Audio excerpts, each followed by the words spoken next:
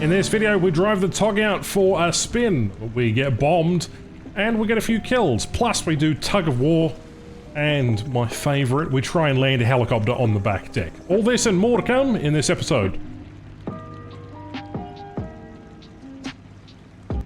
Do me a solid favour and subscribe to the channel, because I'm trying to reach 69,000 subscribers, and I'm only 500 short. So if you could do that, we'll reach a subscriber goal, and maybe I'll be slightly happier. Otherwise, the Tog is a fantastic vehicle. Although it's up-tiered now to 5.3, they have changed the battle rating from 4.7 to 5.0 to 5.3, the vehicle is still not too shabby.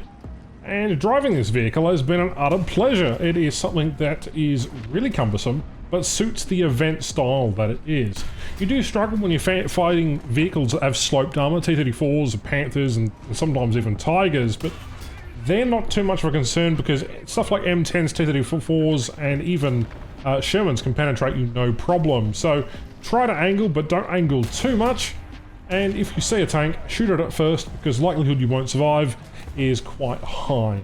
The other thing, don't stop moving. This vehicle is incredibly cumbersome. If you're on the move, you've just got to keep moving because, well, you know, if you stop, you're basically a dead man in the water. You're not only fighting your teammates because they've got outgun you and they can outperform you, but you're also trying to get kills. And sometimes it doesn't necessarily work out. Just like the server hamster. Matching empty game home. I just want to play my fucking Tog, you piece of sh... And the server issues were ongoing, and yeah, it was a nightmare. But you can play tug of war with this thing. If you put two Togs against each other, one with the oblique armor and the armor package with the little gun and the extra turrets, or should I say machine guns, this vehicle is lighter than its opponent. You can see Green Lantern is actually managing to pull this vehicle, although it is pulling to the side.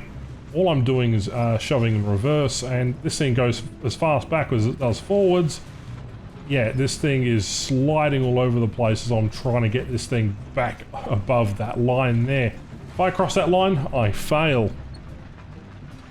Alright, we're going to speed up the footage because it's rather a slow one here. This is about 600 times. Again, not going anywhere. This machine is basically, well, I've lost. So there you go. In the next match, this is what you can do with a vehicle when you push into an assault. As long as you've got adequate cover, this vehicle does rather well in an ambush setting, provided you have tanks coming towards you and they aren't shooting at you. But the most important thing is to shoot a Panther on the side and watch it just do no damage whatsoever. That's okay, I'm not used to shooting at Panthers as I like playing them. The gun does struggle to go through them, as a result you're going to spend a lot of time, even though the reload is 6 seconds, trying to figure out where the weak spots are. And once that's dealt with, you can then push up as a gang and do what the old gang would do, and basically turn your machine around once you've got a couple of kills and push towards the enemy spawn. Yeah, it's a bit cheeky, I understand, but it is what it is, considering that these things are land battleships. Especially in a narrow corridor like this, your only avenue is to get bombed by a close air support or get destroyed by a cheeky Tiger, which we've all vanquished and dealt with here. Anyhow, I thought it was funny that we're reversing and everybody is turning around here and we're basically going in just reverse like you would an IS-2. Now there isn't as much armor, but they can't necessarily pan the back of you too well. They can't really kill all your crew. And I'm not going to play the rest of this match because, well, Green Lantern dies and I end up stuck in a trench and, well, Arsled gets blown out of oblivion. Now you can try to land helicopters on the back deck. Welcome to HMS Queen Elizabeth. We're landing a Swedish helicopter on top. Unfortunately, the helicopters do phase through, and that's just the matter of, well, interest, I guess. Anyway, we're going to go down to a match where we're joined by Dollar Plays on the left there.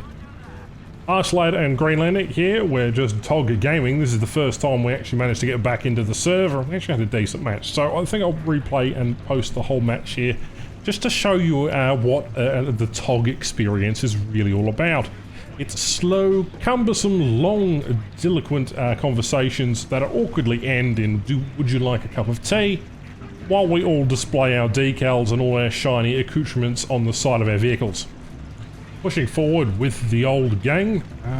This thing is kind of just a bit shit. Again, it gets penetrated by anything, it gets shot at by anything. Basically, it loses power to any part of your vehicle. It's so outdated that it's hilarious, and it really fits the event vehicle title. It's so useless, in fact, that you'll probably be seeing these everywhere now, just like the mouse, because, well, these things are incredibly stupid, and they are immense fun, especially when you play them in a squad. The 94mm gun is really quite okay. It's probably the best thing about the vehicle, that and the 6-second reload. You've got quite a lot of crew, there's 8 of them in total, and yeah, max speed is 14 kilometers an hour, so yeah, you better watch out.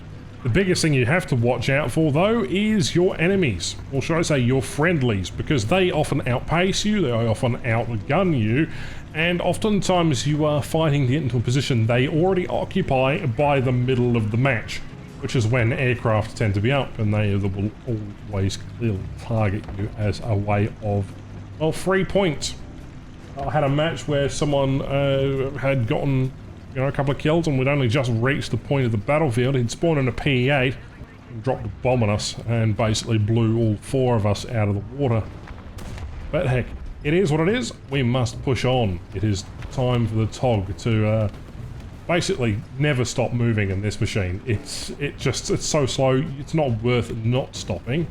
Yeah, the gun is basically self-stabilized by the weight and the sheer weight of the machine itself.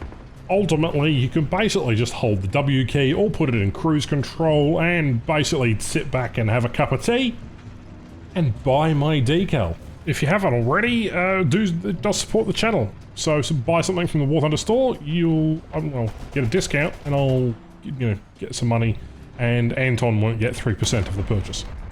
Anyhow, we're pushing through towards the point. It is taking an extremely long time to get here at this point and time. We're trying to move towards the airport. It's a 2-cat sort of situation. We're heading down the middle of the map in hopes and in search of, well, Her Majesty's finest tea, quite clearly. His Majesty's finest tea. I don't know. Tog is a weird one, and T-34 is just there, completely and utterly gone through the front of my friend just there. Absolutely, completely derailing this whole entire mission of having 3 abreast Togs going down the centre of the map. There's another vehicle, but it's time to push up. No idea which direction some of the tanks are coming from, but I'll figure that out, I assume, in another T-34, etc, etc, but we must push on. The war goes on, and you cannot stop for progress. In this case, we can, because there's a T-34 right in front of us here. And while we only got a crit, we should be pushing him. He's got a friend somewhere. We're not going to penetrate him because we're a bit stupid. Should have shot the turret ring instead. Right about there will do the job nicely. And now we push on towards the A point. That is our objective. Togs are assembling and we are driving as fast as we possibly can. Because again, this is an absolutely clumsy machine. I love this thing. It's so stupid. It reminds me of the Sturm Tiger, and I hope that they do yearly things with this particular vehicle every time. I don't know, something about an anniversary vehicle should have happened years ago. I understand the 10th anniversary was a special sort of time, but having vehicles like this, what's next? The OI, the Japanese OI, the KV-5 from World of Tanks, maybe, I don't know, maybe we could have some rare aircraft as well for the birthday, or maybe a rare ship as well. That'd be something to really encompass the birthday spirit of War Thunder, rather than just having a single vehicle. Anyhow, we must push on. The A point is right there. We will be waiting for some of our friendlies to show up. I believe that was a friendly, entirely sure. At this point in time, we must continue pushing on. There is nothing you can really do. It is so slow, you may as well, sit there, drink your tea, have a great time, and just continue driving.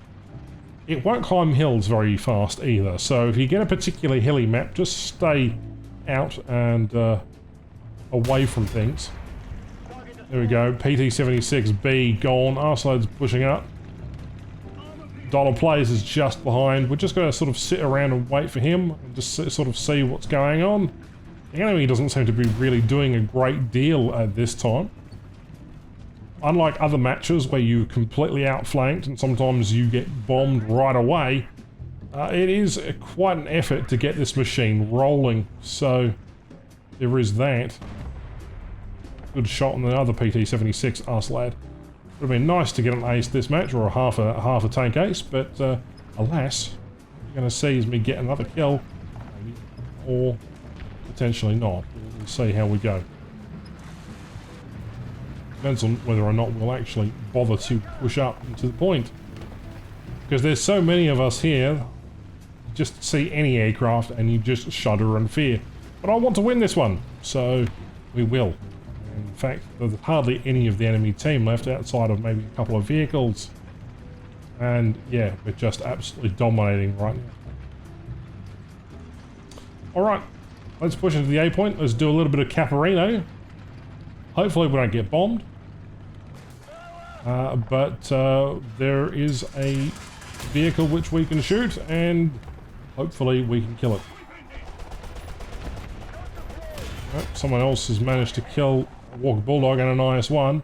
This guy's still alive. There we go, and we just got taken out by KV-85. Anyway, we went on to win that match, and nothing else spectacular happened outside of the fact that we won. So, that's a brief look at the TOG. Hopefully you've enjoyed it. Hopefully you're grinding towards it. Let me know what you think of the TOG in the comments down below. Otherwise, thank you very much for watching today's video. I hope you enjoyed this format, and I'll catch you in a video soon. Alright, bye-bye.